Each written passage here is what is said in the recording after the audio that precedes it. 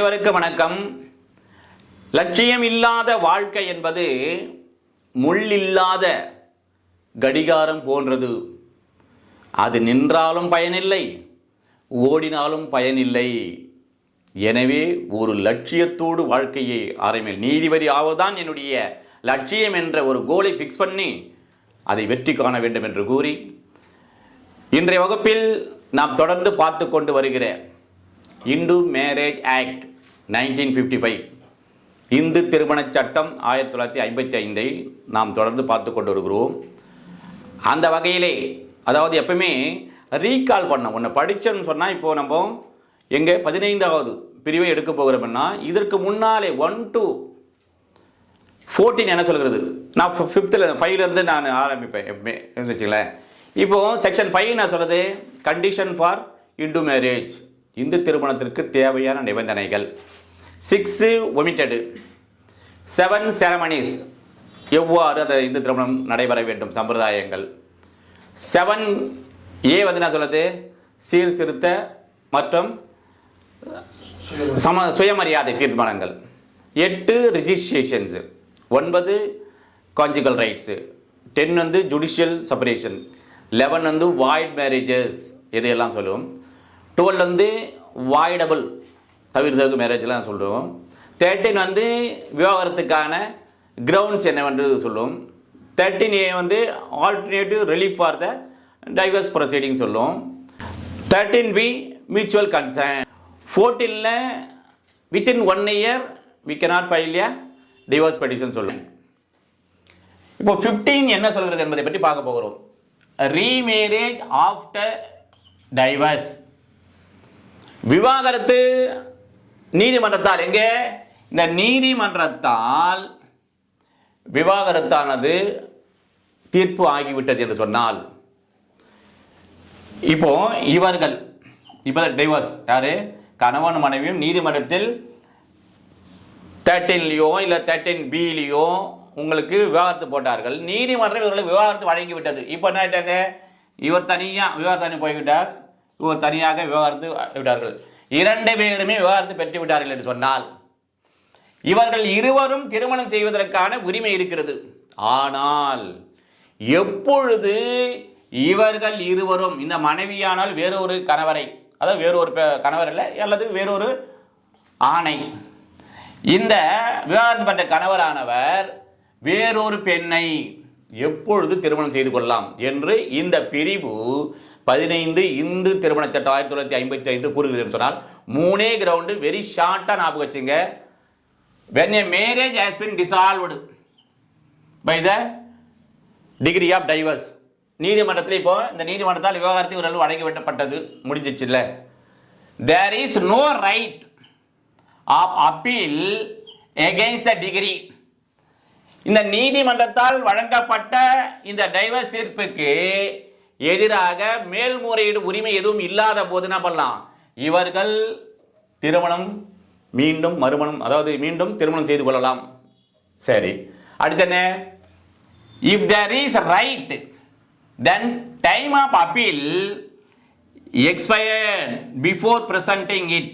என்ன பண்ணுங்க, அவர்களுக்கு யாருக்கு, இவர்கள் இருவரும், இந்த மனைவிக்கும் இந்த கணவருக்கும் என்ன இருக்கு, மேல்முறையீடு செய்வதற்கான உரிமை இருக்கின்றது, உரிமை இருந்தது. ஆனால் அவர்கள் எவ்வளவு நாட்களுக்குள் அந்த உரிமையை பயன்படுத்திக் கொள்ள முடியுமோ, அல்லது மேல்முறையீடை இந்த காலத்திற்குள், உதாரணத்துக்கு 90 டேஸ் இருக்குல்ல, இந்த 90 டேஸுக்குள் அவர்கள் அந்த மேல்முறையீட்டினை தாக்கல் செய்யாமல் அந்த லிமிட்டேஷன் பீரியட், கால வரையறையானது காலாவதி ஆகிவிட்ட பிறகு என்ன பண்ணலாம், ஏன்பா நீ அப்பீலே போல, 90 டேஸ் ஆகி போச்சு, இனிமேல் அப்பீல் போனாலும் அது என்னை கட்டுப்படுத்தாது. அப்போ அப்பீல் பீரியட் நான் வெயிட் பண்ணேன், அப்பீல் பண்ணி 90 டேஸ் முடிஞ்சாலும் நான் திருமணம் செய்து கொள்கிறேன்.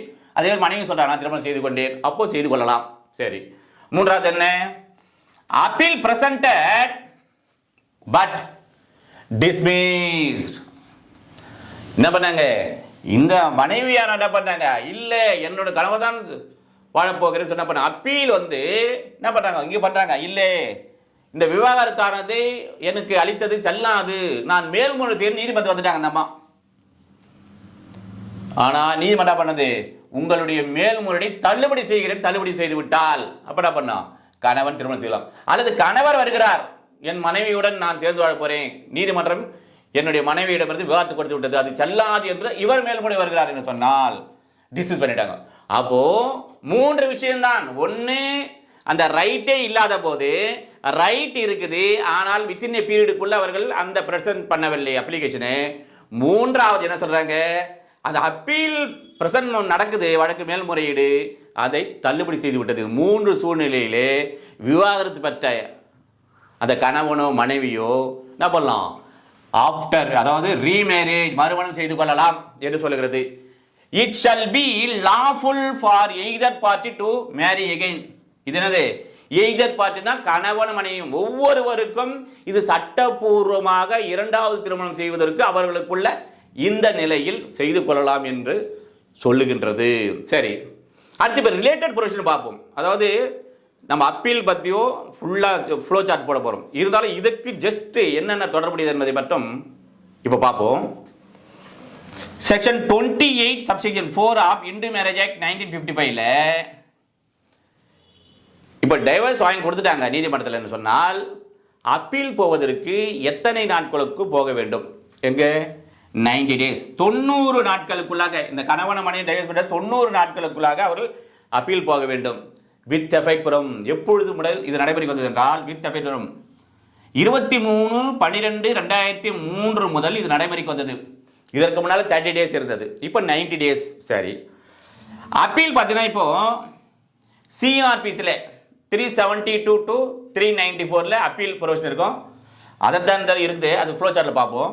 அதே போல் இப்போ பார்த்தீங்கன்னா 412 to 435 BNSS 2023 பாரதிய நாகரிக் சுரக்ஷா சன்னிதாவில் அந்த அப்பீல் ப்ரொவிஷன் இப்போ இருக்குது. அதே போல் சிபிசியில் சிவில் ப்ரொசீஜர் கோட் 1908ல் பார்த்தீங்கன்னா அப்பீல் எங்கே இருக்குது, 96 to 112 அப்பீல் இருக்குது.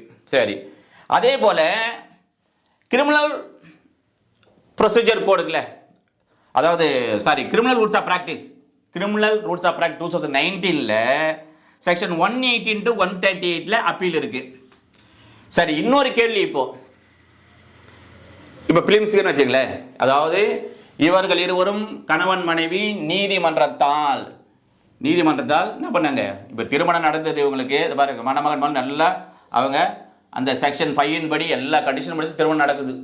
திருமணம் நடந்த பிறகு என்ன பண்ணுறாங்க, நீதிமன்றத்துக்கு வராங்க, 2 பேருக்கும் மிஸ் அண்டர்ஸ்டாண்டிங்கில், அப்புறம் விவாகரத்து நடந்து போச்சு. இப்போ என்ன கேள்வி என்றால், டைவர்ஸ் வாங்கி கொண்ட இந்த மனைவியானவர் கணவனிடமிருந்து மெயின்டெனன்ஸ் பராமரிப்பு தொகை பெற முடியாதா?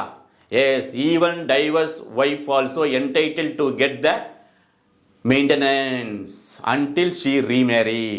இந்த 15 படி அவங்க ரீமேரேஜ் செய்கின்ற வரை என்ன பண்ணும், அவள் அந்த மெயின்டெனன்ஸை பெறுவதற்கான உரிமை உடையவர். அதே போல என்ன பண்ணுவோம், இவரும் என்ன பண்ணும், கொடுப்பதற்கான கடமைப்பட்டவர், ஆப்ளிகேட்டரி. அப்ப எங்க சொல்லுது, 125 CRPC 1973 wife is entitled to maintain until remarriage. அதே மாதிரி இப்போ BNSS படிக்க மாதிரி, CRPCனா BNSS படிக்கீங்க, அதே மாதிரி IPCனா BNS படிக்கீங்க. அதே மாதிரி இப்போ எவிடன்ஸ் ஆக்ட்னா என்ன பண்ணும், எவிடன்ஸ் ஆக்ட்னா BSN படிக்கீங்க. ஓகேவா? இப்போ 114 BNSS 2023ல இருக்கின்றது. இவ்வாறாக நாம் எதை படித்தாலும் என்ன பண்ணும், இந்த மாதிரி ஒரு பட விளக்கத்தோட ஒரு ரிசம்பிளாக படிங்க. ஏன் நான் ரீகால் பண்ணுறேன்னு சொன்னால், எப்பவுமே படிக்க அந்த ஹேபிட் வச்சுங்க. சார் நான் நேற்று செக்ஷன் 1 to 5 படிச்சிட்டேன் சார், மறுநாள் 6 to 11 படிச்சேன், அடுத்தது 12 to 15 படிச்சு சார். அப்போ நீங்கள் 15ல் போகும்போது நாம் ஏற்கனவே படித்ததை ரீகால் பண்ணுங்க. அதனால தான் எப்படி படிக்கிறதுன்னு நான் சொல்லுவேன் அப்பப்போ. Read, reread, write, rewrite, recall, refresh. 6 முறை 6 போட்டுங்க. இந்த 6 முறையை 6 வழியை 6ஐ பயன்படுத்தி படித்தால் கண்டிப்பாக எல்லாமே உங்களுடைய நினைவில் அப்படியே பதிந்துவிடும். உங்களுக்கு ஒன்றுமே தெரியாத மாதிரி இருக்கும். ஆனால் எக்ஸாம் அந்த கொஸ்டின் பேப்பர் பிலிம்ஸோ மெயின் கொஸ்டினோ இல்லை இன்டர்வியூ அட்டன் பண்ணி பார்த்தீங்கன்னா எல்லாமே தானாக உங்களுக்கு நினைவில் வரும். இவ்வாறாக நீங்கள் தேர்வுக்கு தயாராகி தொடர்ந்து முயற்சி செய்து வந்தால் வெற்றி நிச்சயம் என்று கூறி அடுத்த சந்திப்போம். நன்றி, வணக்கம்.